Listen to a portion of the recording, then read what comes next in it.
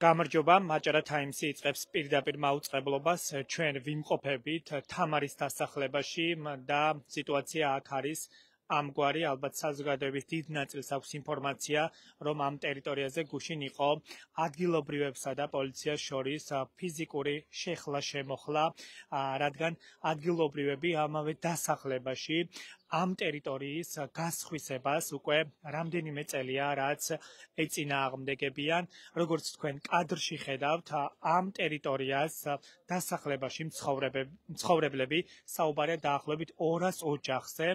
ისინი იყენებდნენ სტადიონად, ეს ერთგვარი რეკრეაციული ზოლი იყო. აქ ისვენებდნენ, მათ შორის აქვთ ფანჩატურები მოწყობილი და მოსასვენებელი ადგილი იყო ამ დასახლებისთვის, თუმცა აღმოჩნდა, რომ ადგილობრივმა ხელისუფლებამ შეთანხმების გარეშე, აქ მცხოვრებლებთან შეთანხმების გარეშე ეს ტერიტორია გაასხვისა კერძო მესაკუთრეზე, რომელმაც თავის მხრივ ამ ტერიტორიის შემოღობა დაიწყო, სადაც წინასწარი ინფორმაციით ვიცით, რომ უნდა აშენდეს მაღაზია, სავაჭრო ცენტრი და სტადიონი აღარ იქნება ამ ტერიტორიაზე, რაც ადგილობრივების პროტესტს იწვევს. და ნახოთ რა აქვს სათქმელი აქ ადგილობრივებს, ჩვენ მოვედით ამ დასახლებაში იმისთვის, რომ გავიგოთ ადგილობრივებს რა აქვს სათქმელი, ვის მიმართავენ და რატომ ითხოვენ, რომ ამ ტერიტორიაზე კვლავ შეინარჩუნონ რეკრეაციული ზონა, კერძოდ სტადიონი და სკვერი. დავიწყოთ უკვე ადგილობრივების მოსაზრებები და ვნახოთ რა აქვთ მათ სათქმელი. მოგესალმებით ბატონო, პირდაპირ ეთერში ვართ. გითხარით აბა, რა მოთხოვნები გაგაჩნიათ და ჩვენ ვიცით, რომ დაახლოებით 200-მდე ოჯახი აქ იყენებდა ამ ტერიტორიას რეკრეაციულ ზონად. და ისე გასხვისდა, რომ ამის შესახებ თქვენ არ გაგაჩნდათ ინფორმაცია, რა გაქვთ სათქმელი და ვის მიმართავთ? მიმართავთ პირველ რიგში მთავრობას, ვინც გვპირდებოდა და გვპირდა და დღემდე გვპირდება. არის ტერიტორია, რომელიც რომ იყო ძველად ქარხნის ტერიტორია, სადაც ჩვენი მოსახლეობის, ჩვენი მამები, ბებიები, დედები, ყველა იყო დასაქმებული ამ ტერიტორიაზე, ამ ქარხნის ტერიტორიაზე. ეს არის დაჟე საუკუნის სტადიონი, რომელიც რომ დაჟე ჩვენი მოსახლეობა იყენებდა, ჩვენი ბავშვები, მამები, ყველა საერთოდ მოსახლეობა ვინც კი იყო. შეიშალა ეს ქარხანა. აქედან გამომდინარე მერე იყო საუბარი, რომ უნდა გადაეცათ ამ მოსახლეობისთვის ეს ტერიტორია. იყო ის შენობები, რომელიც რომ აქ იყო განთავსებული, ამ მოსახლეობისთვის უნდა ყოფილიყო კომპენსაციის სახით, იმიტომ რომ დინარის საშიშროებაში ვიყავით უკანა მხარეს. არაერთხელ წაგვიღოთ დინარემ. არაერთხელ წაიღო, არაერთხელ საშიშროების ქვეშ ყოფილვართ. შემდეგ მაგის დაიშალა მაიკა შენობების, დაშალენ, მევიდნენ, იგის დაგვინგრიენ. მე ვიყენებდით ამ ტერიტორიას როგორც ბავშვებისთვის გასართობ ცენტრად, განამარტო ბავშვებისთვის ტერიტორიად, გასართობად, არამედ იმ საშიშროებისაც, რა მდინარემ რომ უკან მოგვადგეს, უნდა გადმოვსულიყავით. აქ ვდგებოდით, გადმოვდიოდით. ამ ტერიტორიაზე ვდგებოდით. დღეს უკვე ეს კედელი გვაქვს, აქ უკან მდინარე, წინ კიდე კედელის გვიშენებენ.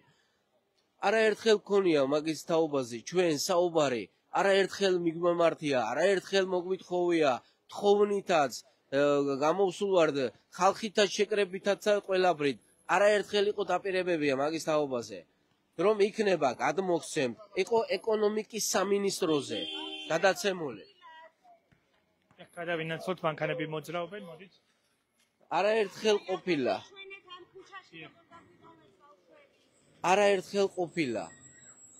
გვპირდებოდნენ, რომ იყო ეკონომიკის სამინისტროზე. რატომ თავრობა, ეკონომიკის თავრობა და მერია ერთი და იგივე არა, სახელმწიფო არა? ჩვენ ხალხს არ ექვემდებარება ეს სახელმწიფო? ყოველთვის გვეუბნებიან, გაყიდა ეკონომიკის სამინისტრომ. რატომ გაყიდა, როცა ჩვენ გვქონდა საუბარი იმაზე და დაპირებები იყო, რომ ჩვენთვის უნდა გადმოეცათ ეს ტერიტორია. სკვერისთვის ამდენი ბავშვია, ქუჩაში უნდა თამაშობდნენ. მანქანები მოძრაობენ. უსაფრთხოების წესია.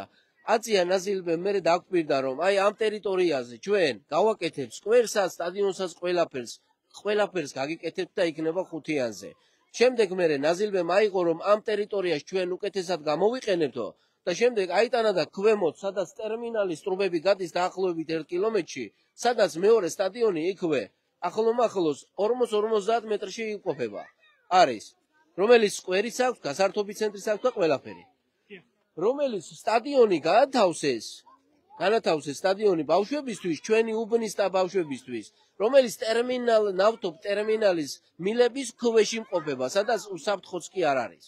უსაფრთხოების მიზნით, სადაც შენობა ნაგებობა არ უნდა იყოს მაცხოვრებლისთვის, იქ სტადიონი ჩასვეს, რომ ბავშვებმა უნდა გაერთონ და ითამაშონ. არის ადგილმონაცვლეობით გაგიკეთეს, ისიც დაახლოებით 2 კილომეტრის დაშორებით არის თუ არ დაახლოებით 1 კილომეტრის რადიუსშია, მაგრამ მილების ქვემოთა, სადაც რომ ბავშვის ჯერ იქ საერთოდ მაცხოვრებელი კი არა, ბავშვის თამაშიც კი არ შეიძლება. აგერმა ჩაიტანენ და იქ გააკეთეს, სადაც რომ მათთვის იყო ეს საუკეთესო სივრცე და საუკეთესო მისთვის ტერიტორია. მაგრამ იქ კი არ გაგვიკეთეს, სადაც ჩვენი საუკუნის სტადიონი დგას და ბავშვები თამაშობენ და ჩვენი შრომით, ჩვენი ხელით და ყველაფრით გვაქვს გაკეთებული, მინდორი გვაქვს მოზიდული მდინარეებიდან და ის გვაქვს დაგებული და მოპირკეთებული. ჩვენივე სახსრებით, როცა გაჭირვება იყო 25 წლის უკან და 30 წლის უკან, მოტანილი გვაქვს შტანგები და დასობილი, რომელიც რომ საშოვარიც კი არ იყო მაშინ. ჩვენი ოფლით, სისხლით და ასე, რაღაცას ჩვენ შეულობდით და იმას ჩვენ შვილებს ვაკლებდით. ჩვენ მშობლებს გვაკლებდნენ და ასე გვაქვს გადმოტანილი და გაკეთებული გვაქვს სტადიონი, რომელიც რომ ჩვენ შვილებს უნდა ეთამაშათ. ტერიტორია უნდა ყოფილიყო ის, სადაც ბავშვები აღიზრდებოდნენ და როგორც ჩვენ აღვიზარდეთ იმ ტერიტორიაზე და იმ ადგილზე. აი იმას გვართვამენ დღეს და დღეს მაგის მოთხოვნა გვაქვს. მარტო განა კი არა დღეს, 4 წლის განმავლობაში ამ ადგილას ვდგავართ და სისხლს ვღვრით. ყველანაირად ცდილობენ რომ ხელი შეგვიშალო, ყველანაირად ცდილობენ, ხან გვიჭერენ, ხან ვასამართლებენ. ყველანაირ უფლებას გვართმევენ, თითქოს და ადამიანებად არ გვთვლიან. მოწყვეტილი ვარ თითქოს და სამყაროს. გასაგებია, მადლობა თქვენი მოსაზრებისთვის, გავაგრძელოთ სხვების მოსმენაც. მოგესალმებით, ქალბატონო, პირდაპირ ეთერში ვართ. გითხარით, აბა, რა მოთხოვნა გაქვთ, ვის მიმართავთ და რატომ არის მნიშვნელოვანი ამ დასახლებისთვის რეკრეაციული ზონა, მათ შორის სტადიონი ბავშვებისთვის? მოგესალმებით, მივმართავთ აჭარის მთავრობას, მოგვაქციონ ყურადღება, ძალიან გთხოვთ. ვართ შეზღუდული ვართ იმით, რომ არის მჭიდრო დასახლება და არ გვაქვს ბავშვების არანაირი გასართობი, არანაირი სტადიონი არ გაგვაჩნია. ნუ თუ ამდენად ძვირადღირებული გახდა ჩვენი უბნისთვის ერთი პატარა მცირეოდენი სტადიონი და ბავშვების გასართობი რო გქონდეს. აბსოლუტურად ყველა უბანს გააჩნია გასართობი ცენტრი, სტადიონი რომელ უბანში არ არის მიმითითეთ და მაჩვენებთ და ჩვენმა უბანმა რა დააშავა ასეთი რომ ეს პატარა ბავშვები, აი გადაიღეთ ძალიან გთხოვთ, ესე ქუჩაში დაგვიტოვენ, ტრანსპორტის წინაშე უნდა ვათამაშოთ ბავშვები, ეს სამარცხვინო არ არის და ნაზილბეის მივმართავ, კერძოდ ნაზილბეის მივმართავ იმას, რომ იძახის, რომ ბავშვებს გასართობი გაუკეთა, ბავშვებს სტადიონი გაუკეთა და კეთილდღეობა გამოიჩინა. თუ ჩვენი კეთილდღეობისთვის ზრუნავდა ეს ბატონი ირაკლი. ბატონი ირაკლია თუ კახა უკაცრავად.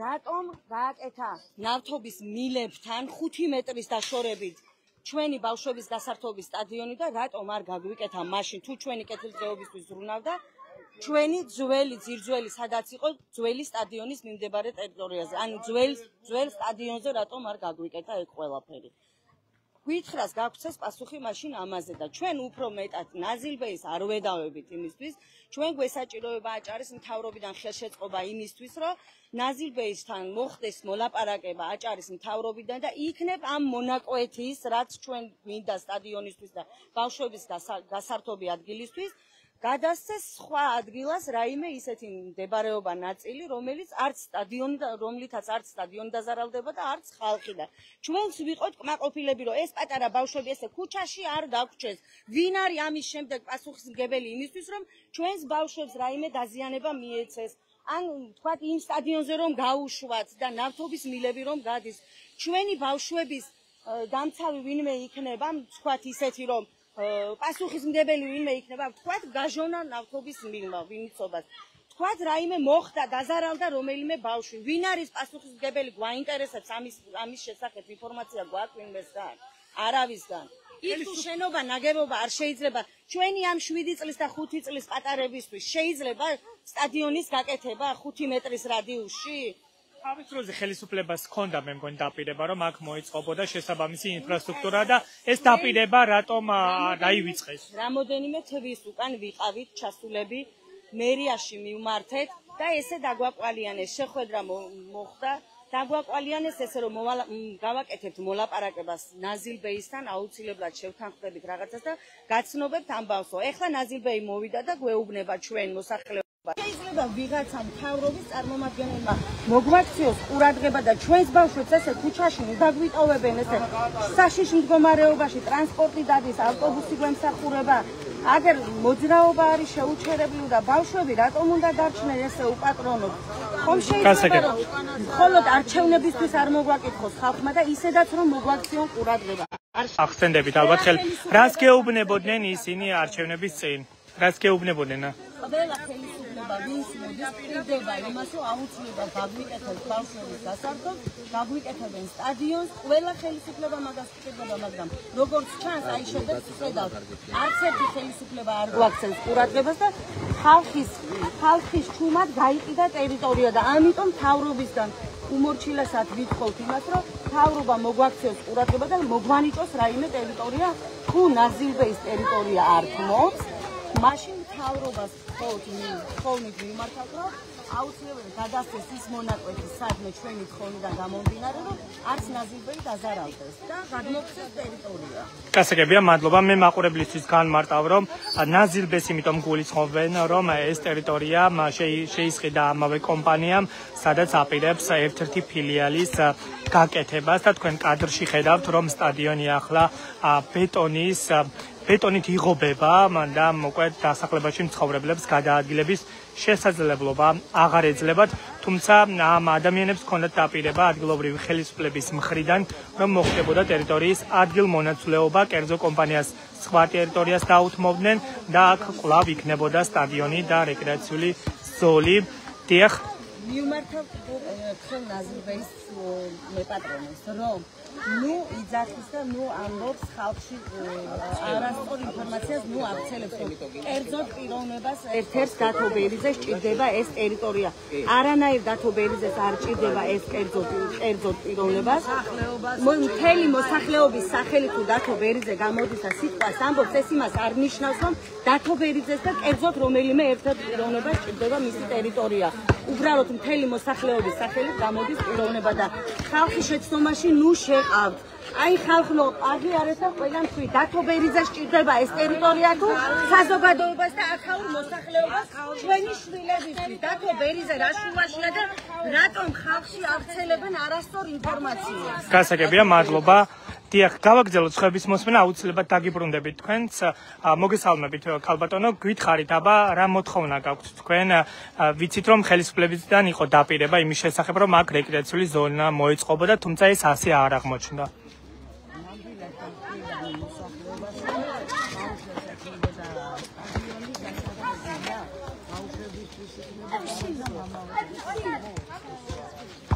დიახ, კასაკებია, თქვენც რომ გითხართ, ქალბატონო?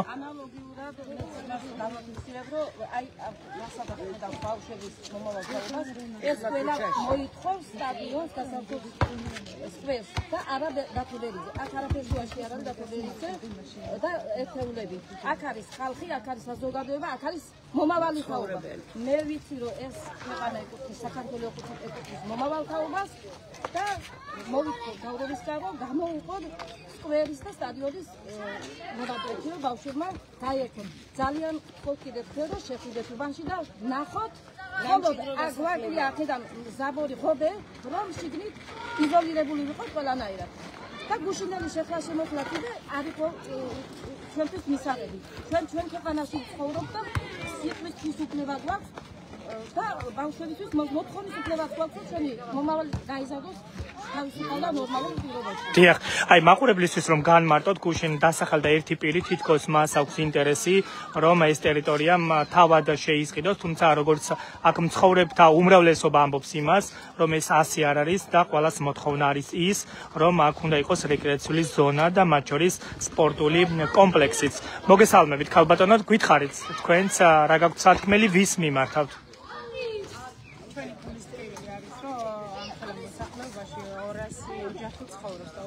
ორასი ოჯახის ბავშვები ეს ქუჩაში დარჩნენ. ხარით გამოსულები, ასფალტზე თამაშობენ ბურთს. მე მიმართავ აჭარის ხელისუფლებას, უმაღლეს საბჭოს გადმოვარდა, ნუცა. მოვიდნენ ჩვენ საცხოვრებელში, აქეთიდან ნავთობის ტერიტორია. გადმოვარდა. ისინი გვაწუხეს. აქეთიდან ამ ხელამშენებლობაა და უჰაერო სივრცეში დაგვყოლეს ხალხი.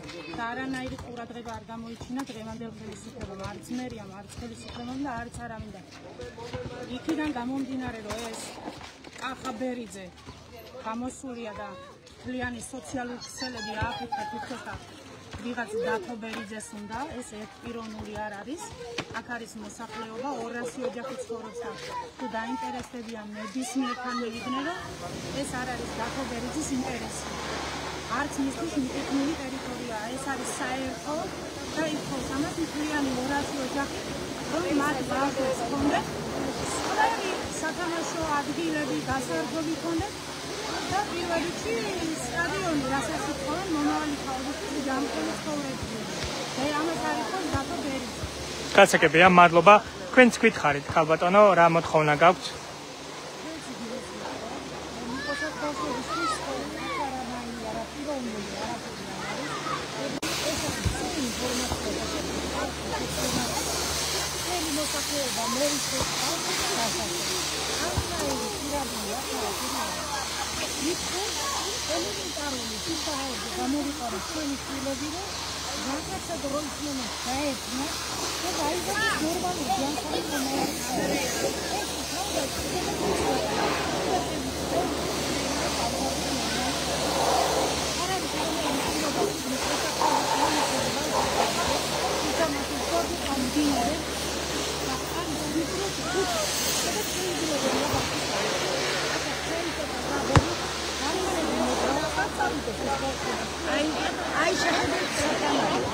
Dech.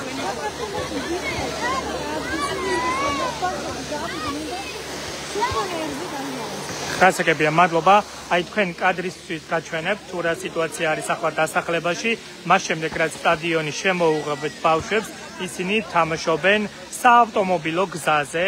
ეს საავტომობილო გზა არის საკმაოდ ვიწრო და იქმნება სახიფათო გარემო მოზარდებისთვის და სწორედ ამ მოსალოდნელი საფრთხეებიდან თავის არიდების მიზნით ადგილობრივები ცდილობენ, რომ ძალისხმევის შედეგად შეძლონ, რომ ეს ტერიტორია შეინარჩუნონ და ის რა ფუნქციაც ჰქონდა მათ წლების განმავლობაში, ეს ფუნქცია კვლავ დაუბრუნდეს.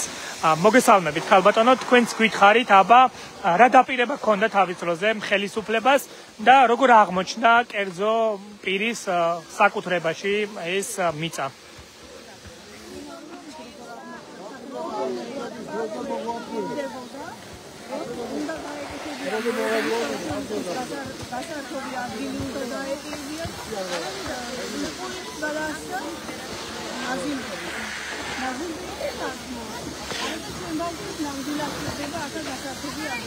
რა ტიპის დაპირება იყო თავის დროზე ხელისუფლების მხრიდან?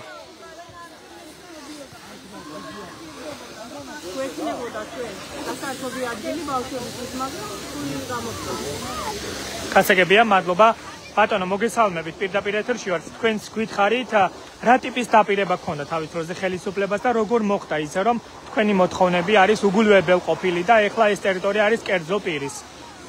რაც შეეხება დაპირებებს, ძალიან ბევრი დაპირებებია სამწუხაროდ და აღსრულდება ისე როგორც საჭიროა, რაც შეეხება ამ ტერიტორიაზე gewizardet ჩვენ მთელი ეს დასახლების ახალგაზრდობაც და არა მარტო ახალგაზრდობა და დღეს რაღაც ბავშვები კი ხედავთ როგორ გამოსული და ასფალტზე თამაშობენ. რაც შეეხება ამ ერთ პიროვნებას დათო ბერიძეს უმაბრალია, ეს არის რაღაც სისულელე, რომ რაღაც ერთ ადამიანზე გადატეხონ ჯოხი, როგორც იტყვიან, ყველას ყავს შვილები, არა მარტო დათო ბერიძეს და ყველას უნდა ეს სტადიონი და გასართობი ბავშვებისთვის, რომ გამევიდნენ და ბავშვებმა არ ითამაშონ ასფალტზე და არ გქონდეს იმის შიში, რომ მანქანა დაარტყავს თუ რაღაც საფრთხეს შექმნებიან ეს ბავშვები. გასაგებია, მადლობა.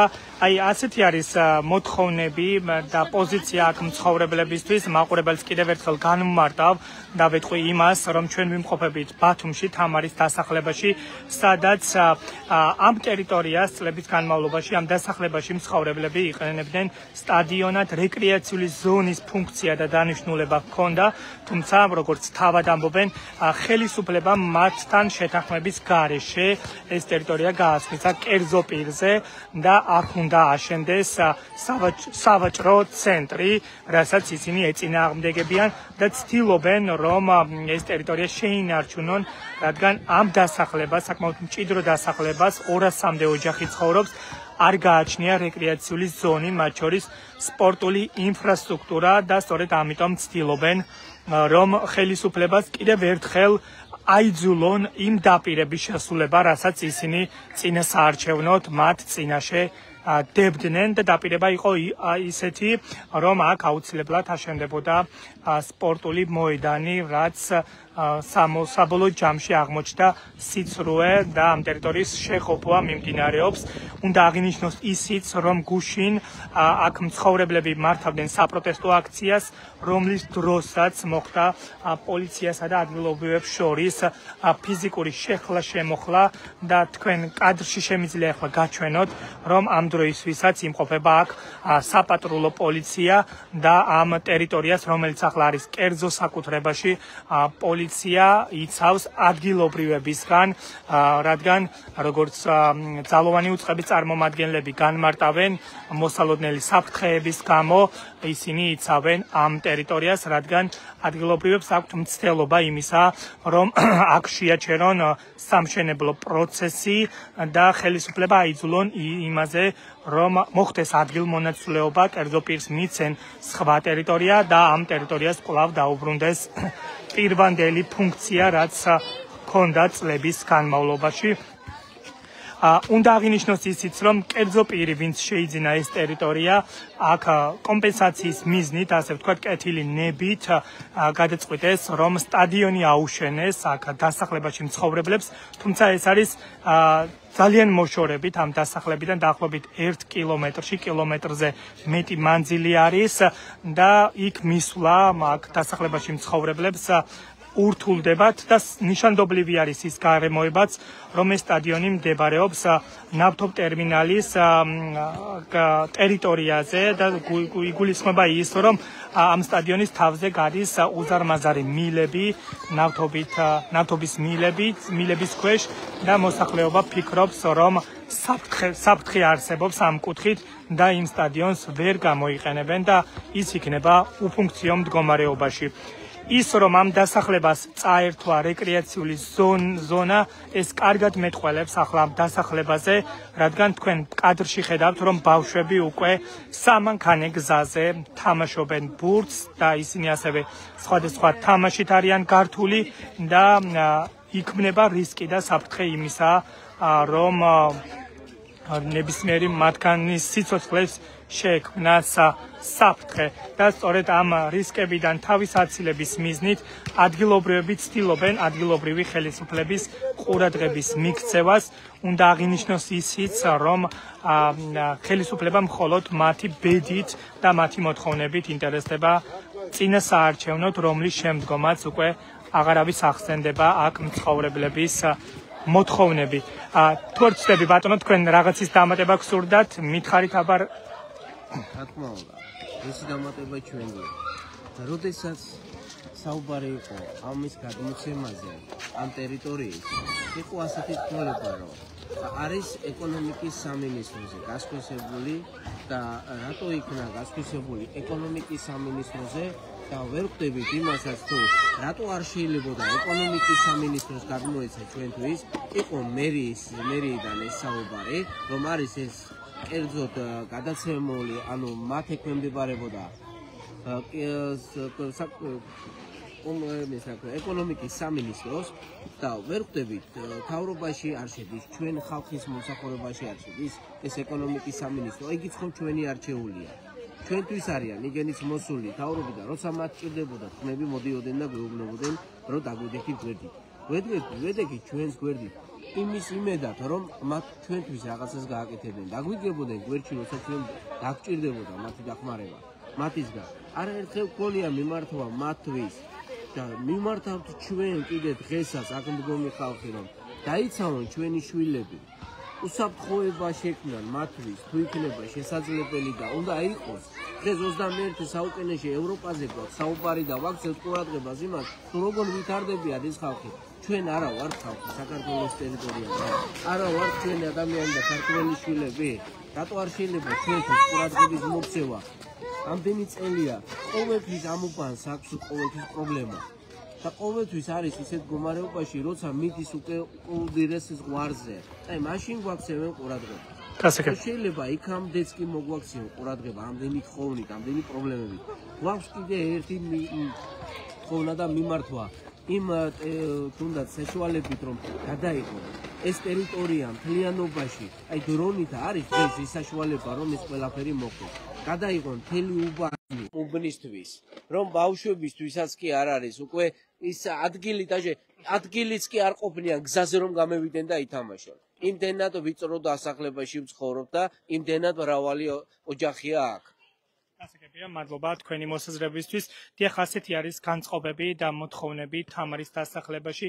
ადგილობრივები ითხოვენ, რომ მათ სტადიონი კვლავ შეუნარჩუნდეს, რეკრეაციული ზოლი და ამისთვის აპირებენ ნებისმიერი ფორმით ბრძოლას, რომ თავიანთი მოთხოვნები იქნას შესრულებული. მე კიდევ ერთხელ განმეორდები და გეტყვით იმას, რომ მას შემდეგ რაც ადგილობრივმა ხელისუფლებამ აქ დასახლებაში მცხოვრებლებს გაუსხვისა სტადიონის ტერიტორია, ბავშვები უკვე თამაშობენ სამანქანე გზაზე და ეს კიდევ დამატებით რისკებსა და საფრთხეს ქმნის და თქვენ კადრში ხედავთ თუ რა სიტუაცია არის ახლა დასახლებაში 200-ზე მეტი და მათთან კონტაქტზე არ გამოდის და არ უხსნის თუ რა შედეგი შეიძლება დასრულდეს შეთანხმება ან მოლაპარაკება ადგილობრივებსა და ხელისუფლების წარმომადგენლებს შორის. მადლობა, რომ უყურებდით აჭარა თაიმსის პირდაპირ ეთერს. გემშვიდობებით, მადლობა ნდობისთვის.